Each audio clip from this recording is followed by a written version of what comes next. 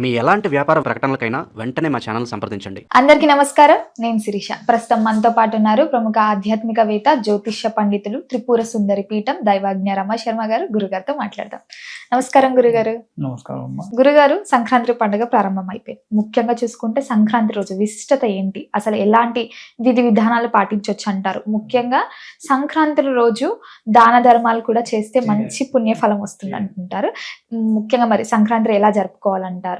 ఆ విశిష్టత ఏంటో తెలియజేయండి గురు. శ్రీ గురుభ్యో నమః. శ్రీ మహాగణాధిపతయే నమః. గురు బ్రహ్మ గురు విష్ణు గురుదేవో మహేశ్వర గురు సాక్షాత్ పరబ్రహ్మ తస్మై శ్రీ గురవే నమః.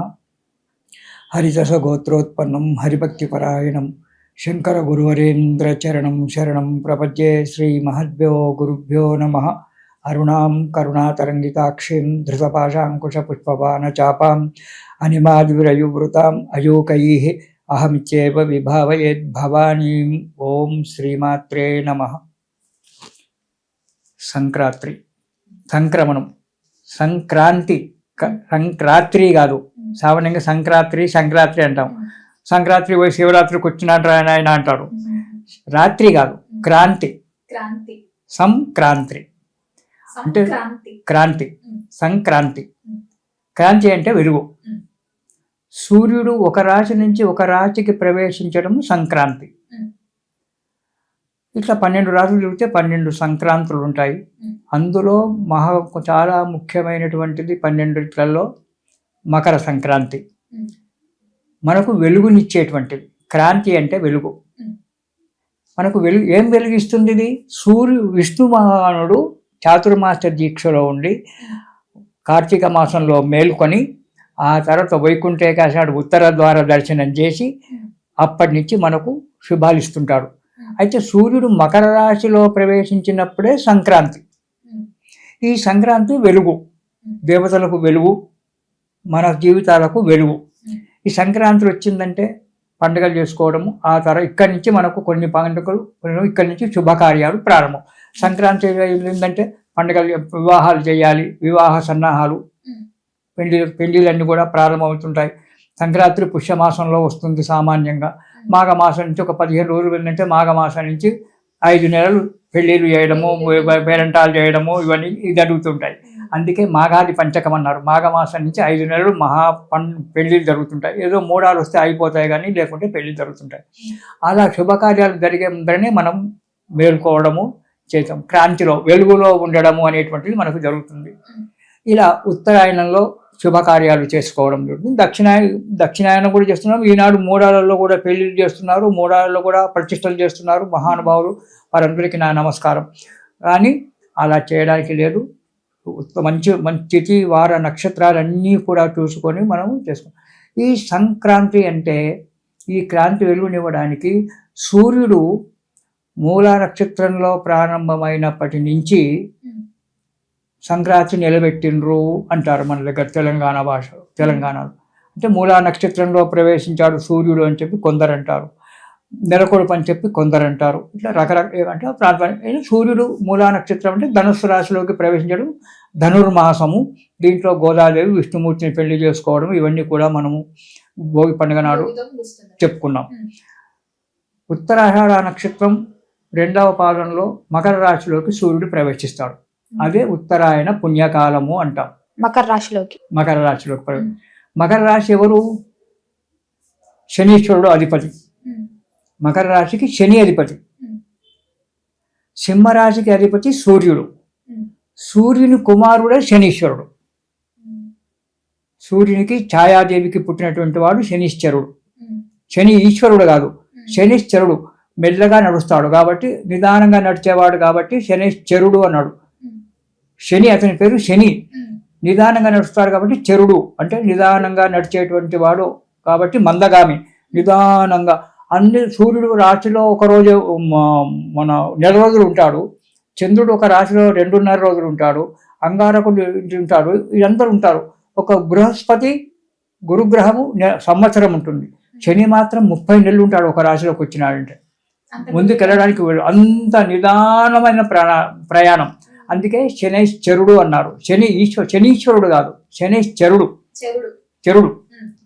కాబట్టి సూర్యునికి ఛాయాదేవికి పుట్టినటువంటి వారు శనీశ్వరుడు. వీడికి వాడికి బద్ధ తల్లి కొడుకులకు ఉంటుందిగా కొట్లాట, మనం చూస్తూనే ఉన్నాం. ఇద్దరికి బద్ధ వైరుద్ధం. అయితే అక్కడ శని ఛాయాదేవి ఎవరు అంటే సూర్యుని భార్య పేరు సౌమ్యాదేవి, దత్తుని యొక్క దక్షిణి యొక్క కుమార్తె. ఆమె పద్మినీదేవి అంటారు. ఆమెను పెళ్లి చేసుకున్న తర్వాత ఈ సూర్యుని యొక్క వేడి ఆమె భరించలేకపోయింది. పద్మినీదేవి భరించలేక తన శరీరం నుంచి ఛాయ అంటే నీడ, తన శరీరం నుంచి నీడను తీసి ఒక స్త్రీగా పెట్టి ఈమెలాగానే ఛాయాదేవి పద్మినీదేవి ఎలా ఉందో అలాగే రూపకల్పన చేసి, నా వంతుకు నువ్వు అతనితో కాపురం చెయ్యి, అతని వేడి నేను భరించలేకపోతున్నాను, నేను మా పుట్టింటికి వెళ్తానని చెప్పి పుట్టింటికి వెళ్ళిపోయింది. దక్షిణ ఇంటికి వెళ్ళిపోయింది. ఆమె వెళ్ళిపోయిన తర్వాత ఛాయాదేవి పద్మినిలాగానే ఉంది కదా అని చెప్పి సూర్యుడు నా భార్యని అని చెప్పి సంతోషంగా కాపురం చేశాడు. కాపురం చేస్తే 2 కొడుకులు, 1 కూతురు పుట్టింది. ఆమెకేమో ముందు భార్యకేమో అసలు భార్యకేమో యమధర్మరాజు, యమున వీళ్ళు పుట్టారు. ఇంకో అతను పుట్టాడు. ఆమె కూడా 2 కొడుకులు 1 కూతురు. ఈమెకి 2 కొడుకులు 1 కూతురు. ఈయన పుట్టినవాడు మొదటి సూర్యుడు. ముందు ఆమె పుట్టినవాడు యమధర్మరాజు, యముడు. ఆయన కూడా సూర్యుని కొడుకే. సావరణి సూర్యుని కొడుకే. ఈమెకు తపతి అనే స్త్రీ పుట్టింది. ముందు ఆమెకేమో యమున అనేటువంటి ఒక స్త్రీ పుట్టింది. యముని యొక్క చెల్లెలు యమునాదేవి. ఆమె నదిగా మారిపోయింది. ఈమె కూడా నదిగానే మారిపోయింది. తపతి కూడా తపతి నదిగా మారిపోయింది. ఈ శనీశ్వరుడు తర్వాత సూర్యుడికి తర్వాత విషయం తెలిసింది. తెలిసి ఏంటి ఇలా అయిందంటే, నేను ఛాయాదేవిని, నేను ఛాయను, అసలు భార్య ఏంటంటే తర్వాత సూర్యుడు వెళ్ళడము, ఆమెను తెచ్చుకోవడము జరిగింది. అప్పుడు సూర్యుడు కూడా ఇక్కడ కూడా చిన్న చరిత్ర. సూర్యుడు మా అమ్మగారింటికి వెళ్ళినప్పుడు నా భార్య కావాలంటే, నీ భార్య నా ఇంట్లో లేదయ్యా, ఆమె అడవికి బదరికావనం వెళ్ళిపోయింది అని చెప్తాడు. ఎందుకు దక్షుడు తిడతాడు, పుట్టింట్లో నువ్వు మెట్టింట్లో ఉండాలి కానీ పుట్టింటికి ఎందుకు వచ్చినావు, నిన్ను రమ్మన్నానా అని చెప్పి కొంచెం కోపడతాడు. నువ్వు పెళ్ళైన తర్వాత నా ఇంట్లో ఉండకూడదు, నువ్వు అత్తగారింట్లోనే ఉండాలి, నా ఇంటికి ఎందుకు వచ్చావు, నేను నిన్ను స్వాగతం చేయలేదు కదా, నా ఇంట్లో ఉండడానికి వెళ్ళలేదు, నీ ఇంటికి నువ్వు వెళ్ళిపోవని చెప్పి తండ్రి బెదిరిస్తాడు దక్షుడు. బెదిరిస్తే ఆమె అతని ఇంటికి వెళ్ళాక బద్రికావనం వెళ్ళిపోతుంది, అడవికి వెళ్ళిపోతుంది. పద్మినీదేవి వెళ్ళిపోయి అక్కడ గుర్రం రూపకంగా ఒక ఆడు గుర్రంగా ఉండి అక్కడ కాలం గడుపుతుంది. సూర్యుడు మామగారింటికి వస్తాడు. ఛాయాదేవి విషయం తెలిసిపోయి వచ్చి నా భార్య అంటాడు. నీ భార్య ఎక్కడి ఎందుకుందయ్యా స్వామి, నేను అప్పుడే పంపించాను, తప్పు చేసింది నా కూతురు, క్షమించు, నేను అప్పుడే పంపించాను, లేదు అంటాడు. ఎందుకు అంటే, ఎందుకు వెళ్ళిపోయింది నా భార్య అంటే, నీ దగ్గర కిరణాలు చాలా తీక్షణంగా ఉన్నాయి, ఆ వేడి ఆమె భరించలేక నా దగ్గరికి వచ్చింది, నా ఇంట్లో ఉండొద్దని చెప్పి నేను మళ్ళీ నిజ ఇంటికి పంపించానని చెప్పి. అప్పుడు విశ్వకర్మ సూర్యుని యొక్క కిరణాలను తగ్గించేస్తాడు. దేవశిల్పి వేడిని తగ్గించేస్తాడు. వేడిని తగ్గించేసిన తర్వాత అప్పుడు నా భార్య ఎక్కడుంది అని చెప్పి అనుకొని సూర్య భగవానుడు తిరుగుతుంటే అక్కడ దొరుకుతుంది, కనబడుతుంది దారుకావనంలో ఆడగుర్రంగా. ఇతను కూడా మగ గుర్రం అయిపోతాడు. అక్కడ మళ్ళీ ఇద్దరు ప్రేమించుకుంటారు. వాళ్ళిద్దరికి అశ్విని దేవతలు అనేటువంటి వాళ్ళు ఇద్దరు కొడుకులు పుట్టారు. గుర్రానికి పుట్టినటువంటి వాళ్ళు అశ్విని దేవతలు, వాళ్ళు దేవ వైద్యులు. ఇక్కడ ఛాయాదేవి పుట్టినటువంటి వాడు శనీశ్వరుడు. ఏదో ఒక చిన్న పోట్లాట అవుతుంది. ఆ పోట్లాటలో తండ్రి కొడుకులు దూరంగా ఉండడం ఉంటారు. సింహరాశిలోనేమో సూర్య భగవానుడు ఉంటారు, మకర కుంభ రాశులలో శనీశ్వరుడు ఉంటారు. మరి శత్రువింటికి వచ్చాడు కదా సూర్యుడు. శత్రువింటికి వచ్చినప్పుడు మనం ఎందుకు పండుగ చేసుకోవాలి? వాళ్ళిద్దరు కొట్లాడుకుంటారు. సూర్యుడు శని ఇద్దరు కూడా తండ్రి కొడుకులే కానీ పగ ఇద్దరు కొట్లాడుకుంటారు. ఆస్తిపాత్రల విషయంలో ఎందుకు కొట్లాడుతుందో ఏమో మనకు తెలియదు కానీ ఇద్దరు పోట్లాడుకుంటారు. మరి వాడు సూర్యుడు భగవానుడు శనీశ్వరుని యొక్క కుటుంబానికి వచ్చినప్పుడు ఎందుకు మనం పండుగ చేసుకోవాలి? ఉత్తరాయణ పుణ్యకాలం అంటే ఇక్కడ మనకు ఒక నీతి శాస్త్రం చెప్తుందమ్మా. సంక్రాంతి పండుగ చేసుకోవడానికి మనకు కొత్త విలువలు రావడానికి ఇది ఉద్యోగరీత్యా కావచ్చు, పోట్లాడవని కావచ్చు, తండ్రి కొడుకులు దూరం అయిపోయినారు కదా. తండ్రి కొడుకులు దూరం అయిపోయినప్పుడు కొడుకు తండ్రి వృద్ధుడైనాడు, మా నాన్న వృద్ధుడైనాడు, ఇంతకాలం నాకు సంపాదించి పెట్టాడు, నన్ను పెంచి పెద్ద చేసి విద్యాబుద్ధులు చెప్పి నాకు కొంత ఆస్తిపాతులు ఇచ్చాడు, అతని మీద నేను ఎందుకు కోప్పడాలి, కనీసం సంవత్సరానికి ఒక్కసారైనా మా నాన్న నేను తెచ్చుకుంటా అని చెప్పేటువంటి ఒక భావన వీడికి కలిగి తండ్రిని తన ఇంటికి పిలుచుకుంటాడు కొడుకు. సింహరాశి నుంచి ప్రయాణం చేసుకుంటూ మకర రాశిలోకి వస్తాడు సూర్య భగవానుడు. అంటే కొడుకు దగ్గరికి తండ్రి ఎంత కొట్టాడుకున్నా ఆత్మీయతనే, రక్త సంబంధమే. తండ్రి కొడుకులు కాబట్టి కోడలకు మామ మీద గుంజకున్నా కొడుకైనా తండ్రి మీద ప్రేమ లాగుతుంది కాబట్టి నానా మా ఇంటికి రా అంటే వస్తాన్రా అని చెప్పి కర్కాటక రాశి నుంచి ప్రయాణం చేసి వచ్చి 6 నెలలు ప్రయాణం చేసి కొడుకింటికి వస్తాడు సూర్య భగవానుడు. కొడుకింటికి వచ్చి తండ్రి కొడుకులు ఇద్దరు కలయిక ఏర్పడింది. అక్కడ ఇద్దరు సంతోషంగా ఉన్నారు. అదేవిధంగా మన జీవితంలో కూడా పోట్లాడుకొని దూరమైన సంవత్సరానికి 1 రోజైనా 2 రోజులైనా మన తల్లిని తండ్రిని మనం తీసుకొచ్చుకొని ప్రేమతో చూసుకోవాలి అని చెప్పి మనకు ఒక నీతి శాస్త్రం చెప్తుంది. అదేవిధంగా దీపావళి పండుగ మన దీపావళి పండుగ తెల్లవారు మర్నాడు యమద్వితీయ అని వస్తుంది. యమధర్మరాజు ఎప్పుడు ధర్మశాస్త్రాలు చెప్పడము, శిక్షలు విధించడమే ఉంటుంది కదా వానికి పని. ఒకసారి వెళ్ళి ఆ యమధర్మరాజు యొక్క చెల్లెలు యామిని, అన్నయ్య మా ఇంటికి అనిపించింది, అమ్మ నాకు ఎక్కడ తీర్చదమ్మా, ఎప్పుడు వచ్చదమ్మా, నాకు తీర్చనే ఉండదు, ఎప్పుడు లెక్కలు రాసుకుంటూ ఆ లెక్కలు చూస్తూ వీరికి శిక్ష చేయాలి వానికి శిక్ష చేయాలి అంటే, అది కాదు నాయన, ఎలా అయినా నా ఇంటికి నువ్వు రావాలంటే అమావాస్య తర్వాత కార్తీక శుద్ధ విజయనాన్ని నీ ఇంటికి వస్తానమ్మా, ఆ రోజు నాకు పని ఏం పెట్టుకోను అని చెప్పి మొదలై డైరీలో రాసి పెట్టేసుకొని యమధర్మరాజు కార్తీక శుద్ధ విజయనాడు చెల్లెలి ఇంటికి భోజనానికి పోతాడు. దాన్ని భగినీ హస్త భోజనం అంటారు. అది మనకు నీతి చెప్తుంది. ఇక్కడ శనీశ్వరుడు ఉత్తరాయణ కాలంలో సూర్యుడు మకర రాశిలో ఉత్తరాయణానికి వచ్చినప్పుడు కొడుకు ఇంటికి చేరుకున్నాడు కాబట్టి ఇక్కడ తండ్రి కొడుకులు ఒకటి కావడానికి, అక్కడ తల్లి అన్నా చెల్లెళ్ళు ఒకటి కావడానికి మనకు ఒక విషయాన్ని డైరెక్ట్గా చెప్తే నువ్వు వినం. ఎంత బచ్చున్నానా నువ్వు నా కొడుకింటికి నేను ఎందుకు పోతా అంటాడు, మా అయ్య నేను ఎందుకు పిలుస్తా అంటాడు. కానీ ఇలా చెప్పడం వల్ల మనకి జరుగుతుంది. వచ్చాడు ఉత్తరాయణంలో ఎప్పుడైతే సూర్యుడు ప్రవేశించాడో అది మహా విశేషమైనటువంటి ఒక దినం. సూర్యుడు మనకు శుభకార్యాలు చేసుకోవడానికి దేవతలందరికీ కూడా పగలు ఆరంభమైంది. మన అంతా కూడా శుభకార్యాలు చేసుకోవడానికి దేవతలు మేల్కొన్నప్పుడే కదా భోజనం చేసేది. పడుకున్నాక భోజనం పెడతా అంటే ఎలా తింటాడు వాడు? అందు గురించి దేవతలందరూ కూడా మేల్కొన్నారు. వాటికి పగలు కాబట్టి వాళ్లకు యజ్ఞయాగాదులు చేసి స్వాహాదేవి ద్వారా మనం భోజనాన్ని అందించడము, అవి మనకు అన్ని కూడా శుభం, సకాలానికి వర్షాలు పడడము, పంటలు పండడము, మనకు ఈతి బాధలు పోవడము అనేటువంటిది మనం చేసుకుంటాం సంక్రాంతి నాడు. అదే క్రాంతి మన వెలుగు. తండ్రిని తన ఇంటికి పెట్టుకొని తండ్రి కొడుకులు ఒకటి కావడమే క్రాంతి, అదే వెలుగు మనకు. ఇవన్నీ మనకు చెప్తూ ఉన్నాయి నీతి శాస్త్రాలు. డైరెక్ట్గా చెప్తే ఎవడం వినము, దానికి ఒక లింక్ పెడితేనే వింటాం కదా. అందు గురించి ఈ క్రాంతి, మన జీవితంలో క్రాంతి వెలుగు రావాలి అంటే ఇలాంటి పండుగలు చేసుకోవాలి. ఉత్తరాయణంలోకి సూర్యుడు వచ్చాడు కాబట్టి ఇక్కడి నుంచి ఉత్తరం దిక్కు ప్రయాణం చేస్తాడు సూర్యుడు. ఇంతవరకు జూలై వరకు, జూలై 17 తారీఖు నాడు మళ్ళీ దక్షిణాయనం ప్రయాణం చేస్తాడు. ఈ ఉత్తరాయణంలో ప్రయాణం చేస్తాడు కాబట్టి శుభకార్యాలకు వీటికి మనకు చాలా మంచి రోజులు, మంచిది. సంక్రాంతి నాడు కూడా ఆ రోజు సూర్యుడు ప్రవేశిస్తున్నాడు. ఉదయమే లేచి అభ్యంగన స్నానం చేసుకోవాలి, ఇంటిని అలంకారం చేసుకోవాలి, గొబ్బెమ్మలు పెట్టుకోవాలి వాకిట్లో.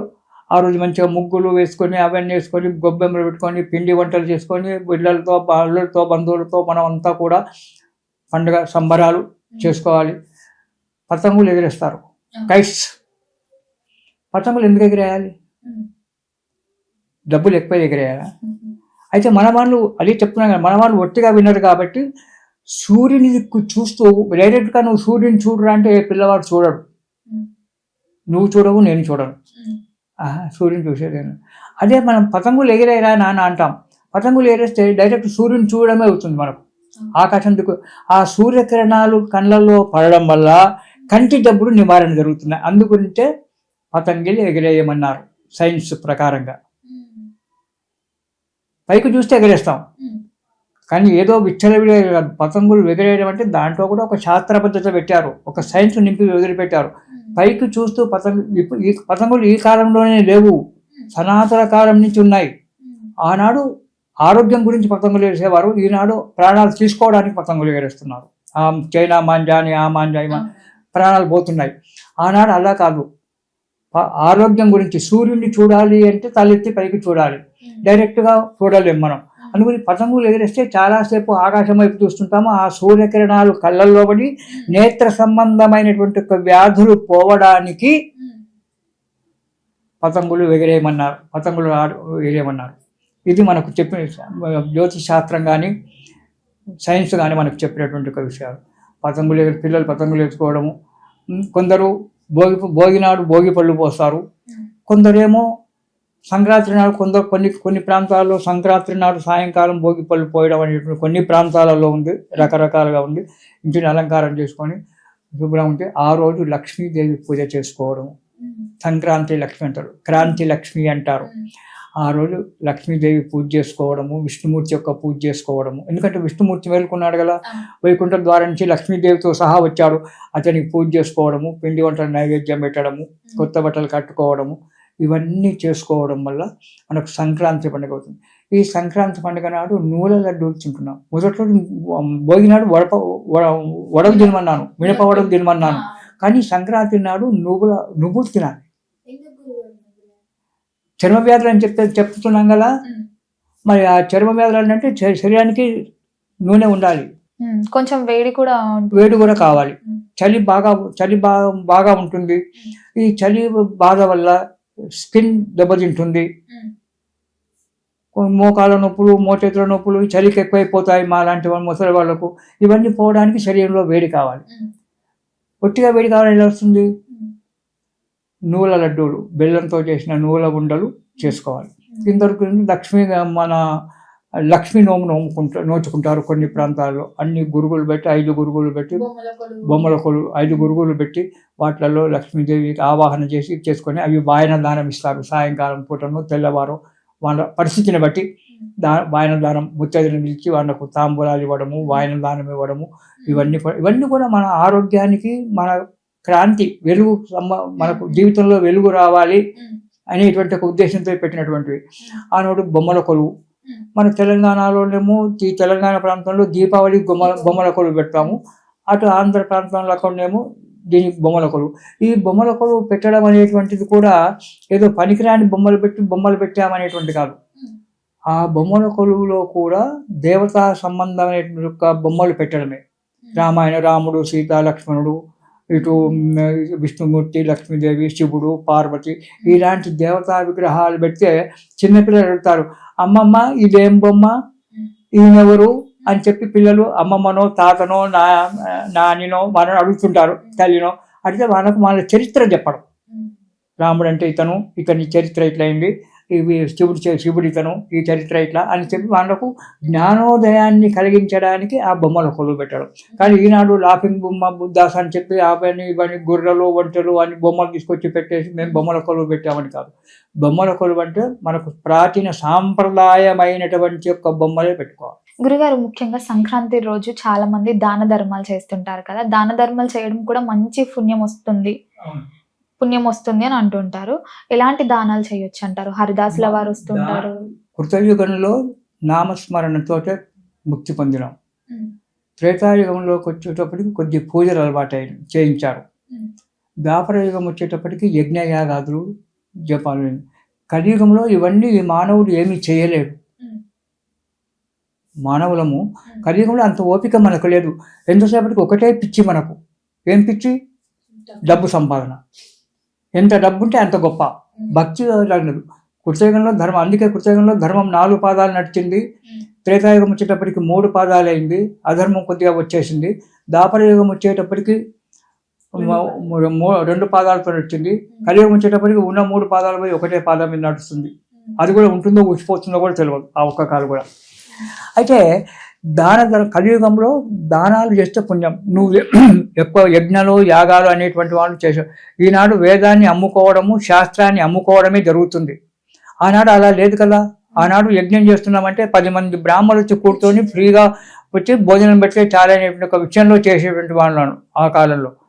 కానీ ఈ కాలంలో అది కాదు, ఎంత లభిస్తావు, ఎన్ని వేలు ఇస్తావు అనేటువంటి ఒక పరిస్థితికి వచ్చింది. కాబట్టి ఈనాడు అది లేకుండా ఎవరైనా సరే దాన ధర్మాలు ఇవ్వాలి, దానం చెయ్యాలి. ఎంత దానం చేస్తే అంత ముఖ్యమైనటువంటి. వ్యాసమహర్షి రాసిన 18 పురాణాలలో దానం గురించి చాలా బాగా చెప్తారు. నువ్వులు దానం, అన్నిట్లలో నువ్వులు శ్రేష్టమైనటువంటి ఒక దానం. ఎప్పుడే కానీ ఒక సంక్రాంతి నాడే అనేటువంటి ఒక సమస్య లేదు. ఎప్పుడైనా ఏ కాలమందైనా సంవత్సరాన్ని 365 రోజులు కూడా నువ్వులు దానం చేయొచ్చు. ఆ నువ్వుల దానం వల్ల చాలా మేలు జరుగుతుందని చెప్తాడు వ్యాసం మనకు అష్టాదశ పురాణాలలో. అదే మనము పండుగ నాడు దాన ధర్మాలు చేయాలి. ఎందుకు దాన ధర్మాలు చేయాలి? కూష్మాండ దానం అంటే గుమ్మడికాయ దానం, బెల్లం దానం చేయడము, తర్వాత నువ్వులు దానం చేయడము, లవణం ఉప్పు దానం చేయడము, ఇలాంటి అన్నీ కూడా. అపమృత్యు ఉందనుకో ఉప్పు దానం చేయడము, శని దోషం ఉంది నువ్వులు దానం చేయడము, తర్వాత మన బెల్లం అపమృత్యు గురించి బెల్లం దానం చేయడము. ఇటువంటి దోషాలు, శనికి సంబంధించినటువంటి ఒక దోషాలన్నీ కూడా పోవడానికి, మన జాతకంలో ఉండబడేటువంటి ఒక దోషాలన్నీ కూడా పోవడానికి ఈ కూష్మాండ దానము, ఈ దానాలతో పాటు వెండి బంగారం దానం చేయడము, భూదానం చేయడము, ఇవన్నీ కూడా పెట్టారు. ఒక శని దోషం పోవడానికనే కాదు, ఉత్తరాయణ పుణ్యకాలం రోజు నదిలో స్నానం చేసి పితృదేవతలకు తర్పణం చేయాలి. అది ముఖ్యమైనటువంటిది. ఈ దానాలన్నిటికంటే కూడా, ఈ పండుగ పబ్బాలకన్నిటికంటే కూడా ఉత్తరాయణం రోజు నదికి వెళ్ళకపోయినట్టయితే మన ఇంట్లోనే స్నానం చేసి మన పితృదేవతలకు పిండ ప్రదానము, తర్పణం చేయడం చాలా ముఖ్యమైనటువంటి. ఆ రోజు పితృదేవతలంతా కూడా భూమి మీద ఆవాహన అయి ఉంటారు. కాబట్టి వారికి పిండాలు పెట్టడము, తద్దినం అంటాం, శ్రాద్ధం అంటాం. ఆ శ్రాద్ధం పెట్టడము, వాళ్ళ పేరు మీద తర్పణం ఇవ్వడం. నువ్వు శ్రాద్ధం పెట్టలేకపోతున్నావు, శ్రాద్ధం పెట్టకు, తర్పణం ఇడువు. పితృదేవతల పేరు మీద తర్పణాలు వదిలిపెట్టడము. ఈ నువ్వులు బెల్లం కలిస్తేనే నువ్వుల ఉండవుతుంది. మరి అవన్నీ మనం చేసి ఇవ్వలేం కాబట్టి నువ్వులు బెల్లము వాళ్ళకు దానం ఇవ్వడము, కొత్త బట్టలు దానం ఇవ్వడము, ఈ కూష్మాండ గుమ్మడికాయ దానం ఇవ్వడము, అంటే నరదృష్టి ఎటువంటి దృష్టి అవన్నీ పోవడానికి కూష్మాండ దానం చేయడము, ఇవన్నీ కూడా ఇలాంటి దానాలు చేయాలి. అందు గురించి ఈ పండుగ రోజు చేసినట్టయితే పుణ్యం ఎక్కువ. ఇది ఉత్తరాయణ పుణ్యకాలం మనకు ఎప్పటి నుంచో ముందు 16 అంటే కాలం ఉదయం వచ్చినప్పటి నుంచి 16 గడియలు 32 గడియలు ఉంటుంది. అంటే 16 మినిమం దగ్గర 10-12 గంటల వరకు పుణ్యకాలమే ఉంటుంది. కాబట్టి ఆ పుణ్యకాలం ఉన్నంత వరకు ఎప్పుడైనా దానం చేయొచ్చు. ఇంకొకటి మనకి ఈ సంవత్సరం సంగతి చూసుకుంటే సమస్య 14 తారీఖు 15 తారీఖు పండుగ అనేటువంటిది ఒకటి వాదోపవాదాలు బయలుదేరినాయి మన జాతకవేత్తలలో, పండితులలో. కొందరు 14 తారీఖు చేసుకోమంటున్నారు, కొందరు 15 తారీఖు చేసుకోమంటున్నారు. దీంట్లో మేము చేసేటువంటి నేను కూడా ఒక జాతకం, నేను ఒక సిద్ధాంతినే. ప్రజలను బాధ పెడుతున్నాం. మీ మాట వినాలా, నా మాట వినాలా? 14 తారీఖు చేసుకోవాలా, 15 తారీఖు చేసుకోవాలా పండుగ? ఎన్నడూ చేసుకోవాలి అనేటువంటి ఒక సంశయంలో ప్రజలను ఉంచేసి వాళ్ళను మానసికంగా ఒక రకంగా చిత్రహింస చేస్తున్నాం అన్నట్టు. నేను కూడా అందులో ఒక మెంబర్నే కాబట్టి చిత్రహింస చేస్తున్నాం అన్నట్టు. కాకపోతే ఏంటంటే సూర్య సిద్ధాంతం ప్రకారంగా సిద్ధాంతాలు 2-3 రకాలు. గణకానంద సిద్ధాంతము, సూర్య సిద్ధాంతము, ధ్రువక సిద్ధాంతం. గణకానంద సిద్ధాంతము, సూర్య సిద్ధాంతము రెండు కూడా 15 తారీఖే చేసుకోవాలి. ఒక ధ్రువక సిద్ధాంతం మాత్రం 14 తారీఖు పండుగ చేసుకోవాలని చెప్తుంది. ధ్రువక సిద్ధాంతం ప్రకారంగా సూర్యుడు మకర రాశిలోకి 14 తారీఖు నాడు మధ్యాహ్నం 3 గంటల 2 నిమిషాలకే ప్రవేశం చేస్తున్నాడు. కాబట్టి ఆ రోజే చేసుకోవాలి అని చెప్పి ధ్రువక సిద్ధాంతకారులు చెప్తున్నారు, పంచాంగాలు చూయించుకుంటూ. ఇక మేమేం చెప్తున్నామంటే మా సూర్య సిద్ధాంతం ప్రకారంగా, గణకానంద సిద్ధాంతం ప్రకారంగా సూర్యుడు 14వ తారీఖు రాత్రి 8 గంటల 52 నిమిషాలకు మకర రాశిలోకి ప్రవేశిస్తున్నాడు. కాబట్టి ఆ రాత్రిపూట మనం పండుగ చేసుకోలేము. ఎందుకంటే సూర్యోదయం టు సూర్యోదయం పంచాంగం సిద్ధాంతం. కాబట్టి రాత్రి అయింది కాబట్టి చేసుకోం. కాబట్టి తెల్లవారి 15వ తారీఖు నాడు సంక్రాంతి చేసుకోవాలని చెప్పి మేము నిర్ణయం చేస్తున్నాం, ఇలా చెప్తున్నాం. కాబట్టి 15వ తారీఖు నాడే సంక్రమణం చేసుకోవాలి.